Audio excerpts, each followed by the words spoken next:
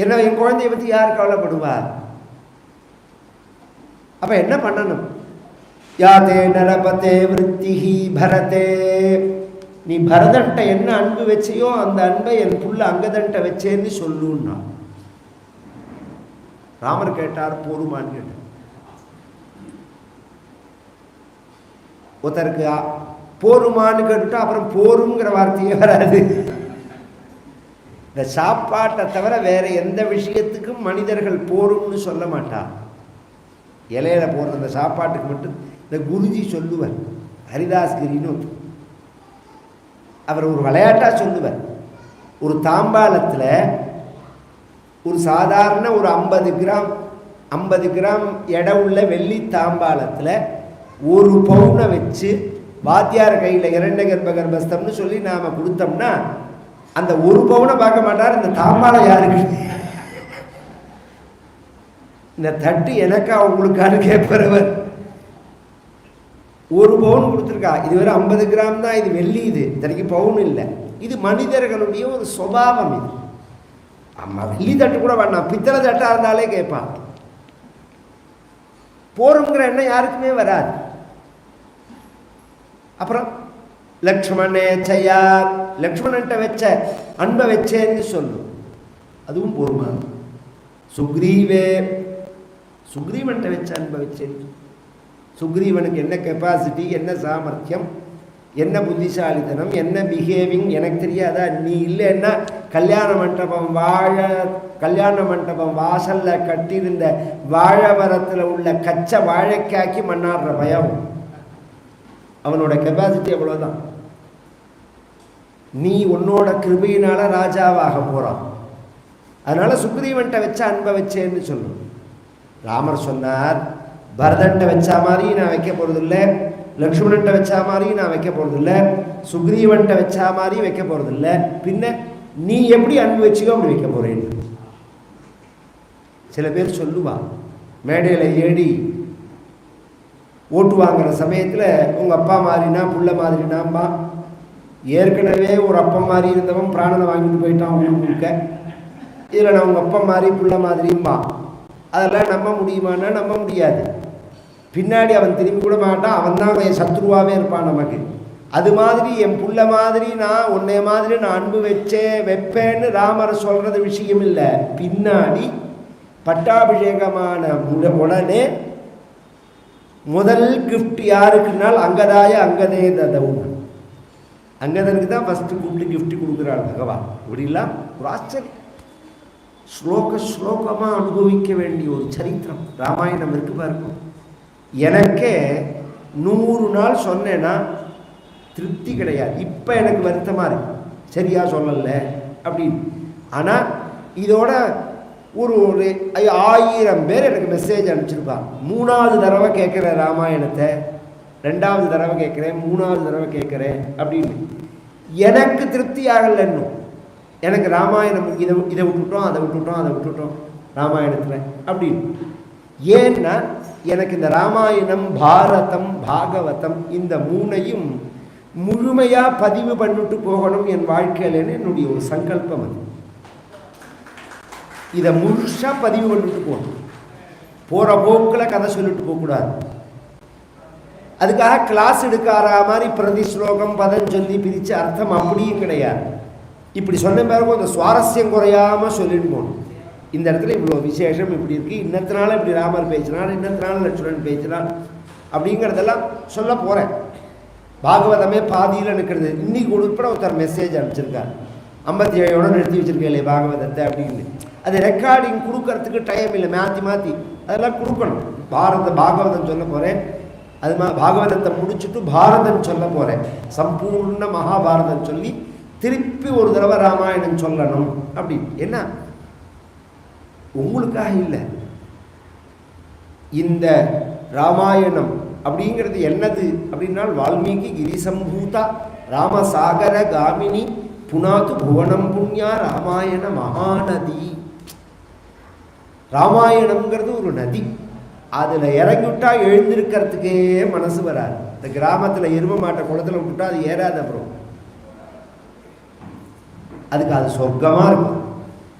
நமக்கே இந்த April May June வாக்கில் பத்ரிகேதார் பொறுத்த ரிஷிகேசத்தில் கங்கையில் ஸ்நானம் பண்ணுங்கோ. ஹரித்வார் ரிஷிகேசத்தில் இறங்கினா மேலே ஏறவே மனசு வராது.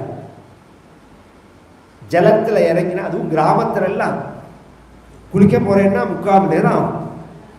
இந்த இலைந்து அந்த பக்கம் நீச்சல் அடித்து தொப்பக்கட்டையை பிடிச்சிட்டு போயிட்டு வந்து, அது ஒரு ஆச்சரியமான ஒரு அனுபவம்.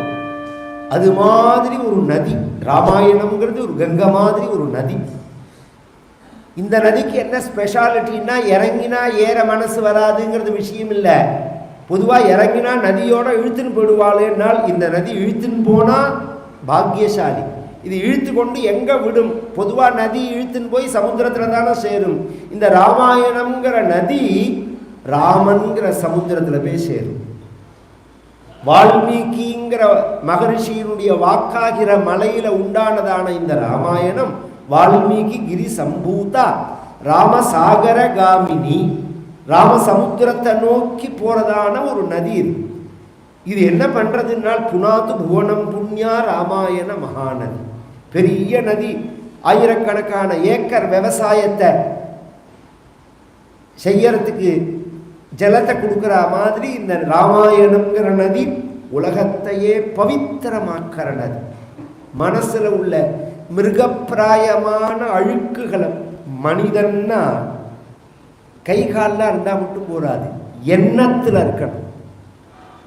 இந்த நாகரீகம்னு சொல்கிறா பற்றியில, அதை இங்கிலீஷில் என்ன சொல்லுவேன்னு தெரியல. ஃபேஷனுக்கு லண்டன் தான் ஸ்டார்டிங் பாயிண்ட் அப்படின்லாம் சொல்லுவா பற்றியில. ஃபேஷனுங்கிறது நீ போடுற ட்ரெஸ்ஸில் இல்லை, நீ பேசுகிற பேச்சில் இல்லை, நீ சாப்பிட்ற சாப்பாட்டில் இல்லை, உன்னோட ஒழுக்கத்தில் இருக்கு, நீ நடந்துக்கிறதுல இருக்கு, உன்னோட எண்ணத்தில் இருக்கு. நாகரீகம்ங்கிறது நீ உன்னோட எண்ணத்தில் இருக்கு. இதெல்லாம் இருந்து நீ மிருகமாக இருந்தேன்னா நாய் நரிக்கு சமானம் தானே.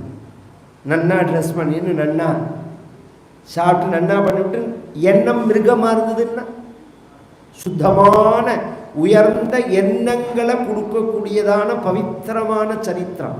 யஸ்யாமலம் நிருபசதஸ்ஸு யசோதுனாபி காயந்த்யகக்னமிருஷயோதிகிபேந்திரபட்டம் தன்னாகபாலவசுபால கிரீடஜுஷ்ட பாதாம்புஜம் ரகுபதிம் சரணம் பிரபத்யே. அந்த சரித்திரம் சொல்லி பரசுராம சரித்திரம், தத்தாத்திரேய சரித்திரங்கள்லாம் சொல்லிட்டு சந்திரவம்சத்தை பற்றி சொல்லும்போது, சந்திரவம்சம் யயாதிங்கிற ராஜாட்ட வந்து 2ஆ பிரியர். இந்த கோவிலில் போனேன்னா ஃபேமிலி ட்ரீ போட்டிருப்பான், கிருஷ்ணனோட ஃபேமிலி ட்ரீன்னு ஒரு இடத்துல போட்டிருப்பான்.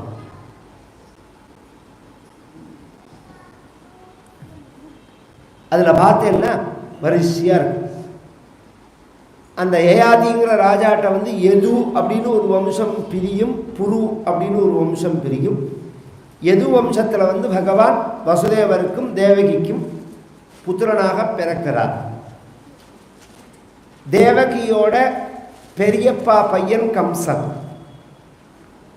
அவன் தான் இந்த தேவகியை கல்யாணம் பண்ணி கொடுக்குறான் வசுதேவருக்கு. கம்சன் அப்பா உக்ரசேனனுடைய ராஜ்யம் குவாலியர்னு இன்னைக்கு சொன்னேன். நம்ம டெல்லி போகிறதே வரும், குவாலியர், ஆக்ரா, மதுரான். இந்த 3மே யாதவ ராஜதானி. அந்த காலத்தில் உள்ள யாதவர்களுடைய ராஜ்யம் அது.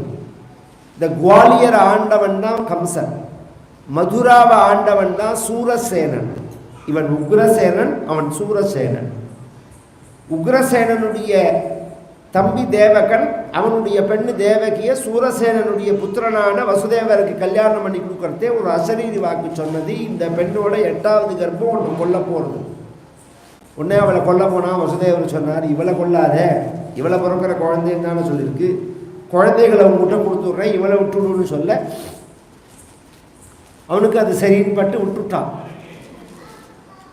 கொஞ்ச நாள் ஆகி அவர்கள் கல்யாணம், அந்த கால கல்யாணம் கொடுத்தனால சின்ன வயசில் இருக்கும். அப்புறம் அந்த குடும்பம் நடத்துகிற ஸ்டேஜ் வந்தவுடனே அவர்களை பிடிச்சி ஜெயிலில் போட்டுவிட்டான். ஏன்னா கர்ப்பம்னு ஆயிட்டாலும் தெரிஞ்ச உடனே ஜெயிலில் போட்டுவிட்டான்.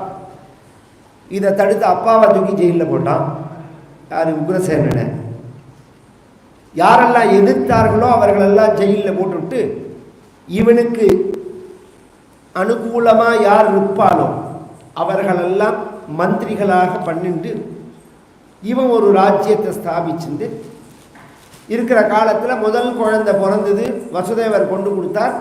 இந்த குழந்தையினால இல்லை, 8வது குழந்தையினாலேன்னா நாரதர் இன்னொரு சமயம் பார்க்கும்போது குழந்தைன்னு அங்கே சொல்லலை, கர்ப்பம்னு சொல்லியிருக்கிறதுனால எந்த குழந்தை எத்தனாவது கர்ப்பம்னு உனக்கு எப்படி தெரியும்னா உடனே சம்சயப்பட்டு கொள்ள ஆரம்பித்தான். 6 குழந்தைகளை கொண்டு 7வது குழந்தையா வந்த ஆதிசேஷனும் நாராயணியான மாயாவான அம்பாளுடைய சக்தியினால ரோஹிணின்னு வசுதேவருடைய மூத்த மனைவி அவ கர்ப்பத்துக்கு டிரான்ஸ்ஃபர் பண்ணிட்டார். அந்த கர்ப்பம் அஹோ விஸ்ரம்சிதோ கர்ப்பான்னு அபார்ஷனாயிடும். 8வது கர்ப்பமா பகவான் வரா. ததோ ஜெகன்மங்கல மச்சுதாம்சம் சமாஹிதம் சூரசுதேன தேவி ததார சர்வாத்மகமாத்மபூதம் காஷ்டாயதானந்தகரம் மனஸ்தா சாதேவகி சர்வஜகன்னிவாச நிவாசபூதா நிதராம் நரேஜே भोजेन्द्रगेहेग्निशिखे वरुद्धा सरस्वती ज्ञानखले यथा सती सत्यव्रतं सत्यपरं त्रिसत्यं सत्यस्य योनिं निहितं च सत्ये सत्यस्य सत्यमृतसत्यनेत्रं सत्यात्मकं त्वां शरणं प्रपन्नाः. जगत्तुके मंगलத்தை கொடுக்கக்கூடிய பகவான் தேவகியினுடைய கர்ப்பத்தில் வர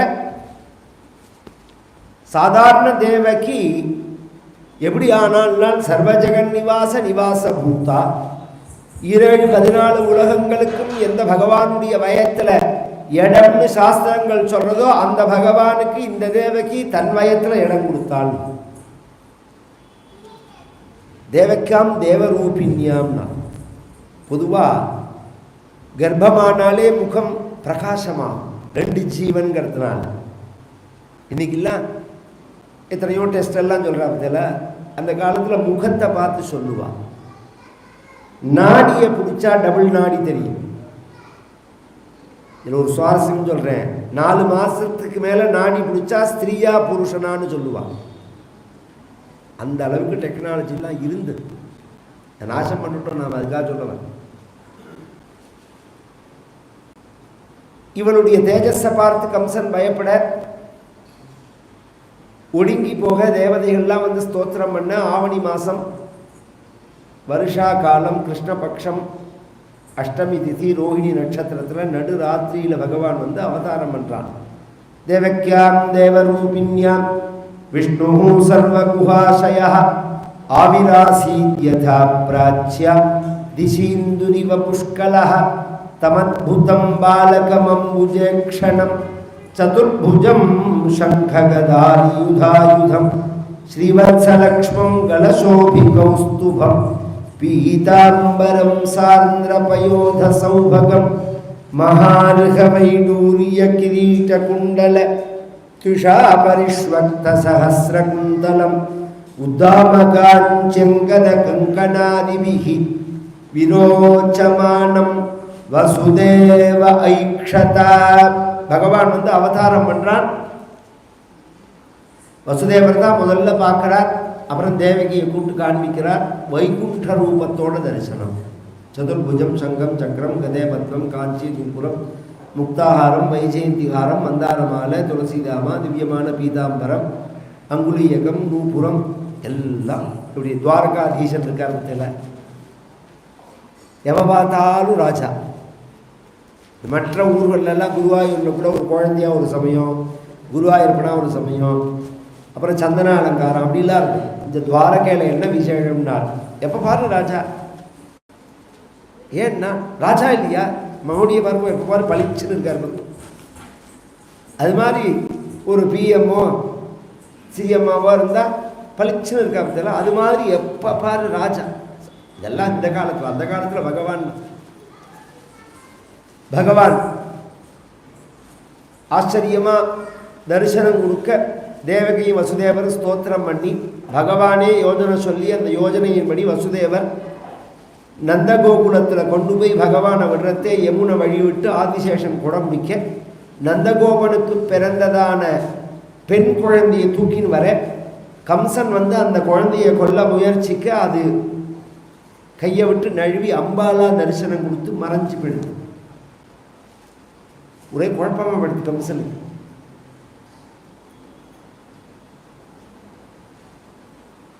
எட்டாவது கர்ப்பம் உன்னை கொல்லும்னு தெய்வ வாக்கு சொன்னது.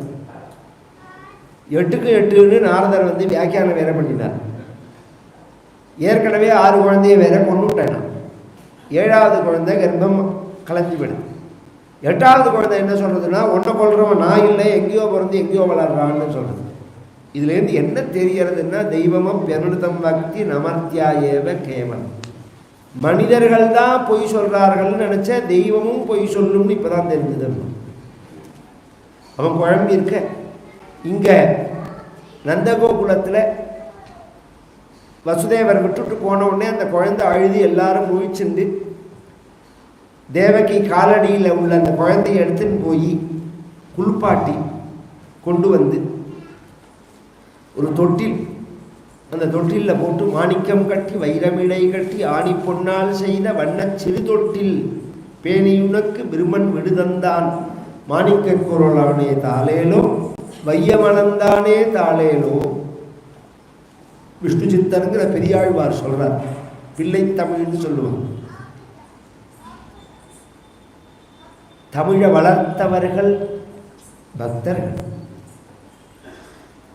தமிழை வளர்த்ததில் பெரும் பங்கு 60% பங்கு பிராமணர்களுக்கு தான். பிராமணன் தமிழ் காவியங்கள்னு எடுத்து வைப்போம். சங்க காலத்தில் உள்ளத்துலேருந்து எடுத்து வைப்போம். பாரதியார் பரியந்தம் தமிழை பற்றி யாரெல்லாம் இலக்கண இலக்கியங்களோட பாடியிருக்கார்களோ அவர்களெல்லாம் எடுத்து வச்சு இதில் யார் பிராமணன்னு சொல்லுவோம். பிராமணர்களுடைய சதவிகிதம் கூடயா மற்றவர்களான்னு பார்ப்போம்.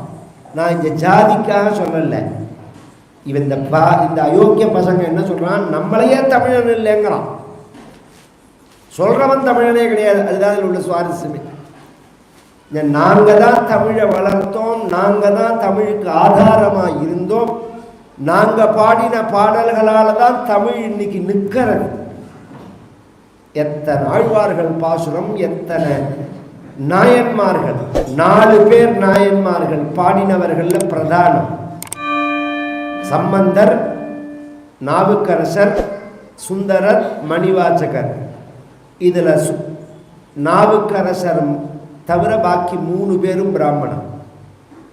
ஞான சம்பந்தரும் பிராமணர், சுந்தரரும் பிராமணர், மணிவாச்சகரும் பிராமணர். ஆழ்வார்கள் எடுத்துக்கோங்க எத்தனை பேர். அதனால் இங்கே நான் ஜாதிக்காக சொல்லலை, பாமர ஜனங்கள் அதை புரிஞ்சுக்கணும். அவன் சொல்கிறத கேட்கக்கூடாது. உண்மையாகவே தமிழ் இன்னைக்கு காப்பாற்றப்பட்டிருக்கு. இன்னைக்கு சமூகத்தில் நம்மளுடைய கலாச்சாரங்கள்லாம் காப்பாற்றப்பட்டிருக்குன்னா அதுக்கு பெரும் பங்கு பிராமண குலத்துக்கு உண்டு. சதவிகிதத்தில் குறைச்சலாக இருந்தாலும் பெரும் பங்கு இவர்களோடது தான். இந்த பிள்ளை தமிழ்னு இந்த தமிழில் ஒரு அழகு. மீனாட்சி பிள்ளை தமிழ், திருச்செந்தூர் முருகன் பிள்ளை தமிழ், அதில் கண்ணன் பிள்ளை தமிழை பாடினவர் இவர். பகவானுக்கு அலங்காரங்கள்லாம் பண்ணி குழந்தையோட 6வது நாளில் பூதனை வர அவளை பகவான் வதம் பண்ண. 1.5 மாதத்தில் சகடாசுரனை வதம் பண்ண. 3 மாதத்தில் திருநாவர்த்தனை வதம் பண்ண. 4வது மாதத்தில் பகவானுக்கு நாமகரணம் பண்ணி வாசுதேவனும் கிருஷ்ணனும் பெயர் வச்சு 2 நாமா வைக்கணும். அஸ்மாத் த்விநாமா. ஹிந்துக்களோட சம்ஸ்காரம் அது. அதுவும் பிரத்யேகமாக பிராமணனாக இருந்தால் 2 நாமா வைக்கணும். கூப்பிட்ற நாமா ஒன்றும், ஷர்மாங்கிறது வேற. பூஜை எல்லாம் பண்ணும்போது ஷர்மாவை சொல்லணும், கூப்பிட்ற நாமா வேற. ஏன்னா அந்த ஷர்மாவை கூப்பிட்டேன்னா ஷார்ட் ஆகிடும். அது என்ன பேரை வச்சாலும் அதை சிதைச்சுடுவாங்கிறதுக்காக தான் 2 நாமா வைக்கணும். நாராயணன்னா நானும்பா, கிருஷ்ணன்னா கிக்கிம்பா, எத்தையாவது சொல்லுவான். ஒரு நாமா தனியாக முழுஷாக இருக்கணும். பகவான் நாமம். பகவான் மண்டியிட்டுன்னு விளையாடி நடந்து தவழ்ந்து மழலை பேச்சு பேசி கோகுலத்தில் உள்ள கோபிகைகளுடைய மனசெல்லாம் அபகரித்து தயிர் பால் வெண்ணெல்லாம் திருடி அந்த திருடுறதே அவளுக்கு சந்தோஷம். எல்லாத்தையும் எடுத்து வச்சுட்டு கிருஷ்ணன் வரானான்னு பார்த்துட்டு இருப்பாளாம். கிருஷ்ணன் வரானா கிருஷ்ணன் வரானா. இதில் ஒரு ஆச்சரியம், எப்பயோ பாகவத காலத்தில் இப்படி எதிர்பார்த்துன்னு இருந்தார்கள்னு இல்லை, சமீப காலத்தில் நம்ம பாட்டியெல்லாம் தயிர் கடைஞ்சிட்டு கொஞ்சம் வெண்ணெயை போட்டு வச்சிருப்பா அந்த மோரில். சுத்தமாக வெண்ணெய் எடுக்க மாட்டான், ஒரு உருண்டை உருட்டி போட்டு வைப்பான். எதுக்குன்னா கிருஷ்ணன் வருவான், ஏமாந்து போகக்கூடாது அப்படிங்கிறதுக்காக. என்ன ஒரு சம்ஸ்காரம், என்ன ஒரு பாவம், என்ன ஒரு சிந்தனை, எண்ணம் செயல் பேச்சு எல்லாம் பகவத் சம்பந்தமாகவே வாழ்ந்த தேசம் இது. கோபிகைகளுக்கு அது மாதிரி எண்ணம் முழுக்க பகவானா பண்ணுறதுக்கு தான் பகவான் இந்த விளையாட்டெல்லாம் விளையாடினது. இது ஒரு சின்ன திருஷ்டாந்தம் சொல்கிறேன். ஒரு ஆற்றுல எலி வரதுன்னா சாமான வைக்கிறவாளுக்கு எப்போதும் சாமான் ஞாபகம் இருக்குமா, எலி ஞாபகம் இருக்குமா? எலி ஞாபகம் தான் இருக்கும். ஏன்னா இதை இங்கே வச்சா எலி வந்துடுமோ, அங்கே வச்சா எலி வந்துடுமோ, அங்கே வச்சா எலி வந்துடுமோ. அது மாதிரி இந்த தயிர் பால் வெண்ணெயை கிருஷ்ணன் வந்து திருட ஆரம்பிச்சான உடனே தயிர் பால் வெண்ணெய் ஞாபகம் இருக்குமா, கிருஷ்ணன் ஞாபகம் இருக்குமா? கிருஷ்ணன் ஞாபகம் தான் இருக்கும். இதோ வந்துடுவானோ, இப்போ வந்துடுவானோ. அப்போ இந்த ஞாபகத்தை கொடுக்கறதுக்கு தான் பகவான் திருடினது. இந்த ஒரு மெத்தேட மெமரி விருத்தியாகிறதுக்கு ஒன்றை பிடிச்சுன்னு ஒன்றை ஞாபகம் வச்சுக்கணும் அப்படிங்கிறது நம்மளுடைய சம்ஸ்காரம். அது மாதிரி கர்மாக்கள் எல்லாமே அப்படி தானே, பகவத் ஸ்மரணைக்கு தானே. தேயோ நாராயண சதா அப்படின்னு. சோரஸ்ய சௌரியம் ஜகதி பிரசித்தம் சௌரியஸ்ய சௌரியம் து நதிருஷ்டபூர்வம். யாதவாபியுதயத்தில் சொன்னார். கிருஷ்ணகண்ணாமிரதமோ யாதவாபியுதயமோ. பாலுக்கு ஏங்கின குழந்தையா, பார்க்கடல்ல படுத்துருந்த குழந்தை. அப்புறம் அவன் திருடினான்னா அது ஒரு கதையாக சொல்கிறோமே, என்ன ஒரு காரணம் இருக்கு. திருடன் திருடுவான், திருடன் திருடுவான். இது எல்லாருக்கும் ஜெகதி பிரசித்தம், எல்லாருக்கும் தெரியும். சௌரியஸ்ய சௌரியந்து நதிருஷ்டபூர்வம். அந்த திருடனுடைய திருட்டுங்கிற செயல் திருடுமான்னா கவனிச்சு கேட்கணும். திருடன் திருடுவான், அந்த திருட்டுங்கிற கர்மா இருக்கே அது திருடுமானால் திருடும். என்ன திருடும்? இந்த திருட்டுங்கிற கர்மாவை சரித்திரத்தை கேட்கிறவர்களுடைய பாபத்தை திருடும். இது பாபத்தை அபகரிக்கும் இது அப்படின்னு சொல்லி அதுக்காக தான் இந்த சரித்திரம் சொல்லப்படுறதுன்னு. இவர்கள்லாம் அங்கேருந்து பிருந்தாவனத்துக்கு ஷிஃப்ட் ஆனார்கள். பிருந்தாவனம் வந்து பகவான் மாடு கன்றுகளை மேய்ச்சி பல அசுரர்களுக்கு மோட்சம் கொடுத்து பிரம்மா முதலிய தேவதைகளுக்கும் அனுகிரகம் பண்ணி கோபிகைகளுக்கும் பகவான் அனுகிரகம் பண்ணுறான். பொதுவாக இந்த சரித்திரத்தை பார்த்தா காளிய மர்தனமோ கோவர்தனோத்தாரணமோ வருண ஜெயமோ பிரம்ம ஜெயமோ இவைகள்லாம் பார்த்தா கதை மாதிரி இருக்கும். பொதுவாக நம்ம ஆன்ம சாதனையில் ஆன்மீக சாதனையில் இந்த குண்டலினி சக்தியை கலப்பி சகசிராரத்துக்கு கொண்டு போகிறது ஒரு அபியாசம். இதில் போகிற சமயத்தில் சில தடைகள் உண்டு. அதுக்கு அந்த தடைகள் நம்மளை மயக்கிற மாதிரி இருக்கும். இடைஞ்சலாகவும் சில தடைகள் இருக்கும், மயக்கிற மாதிரி இருக்கும். மூலாதாரம் சுவாதிஷ்டானம் மணிபூரகம் பரியந்தம் காமம் கூட இருக்கும்.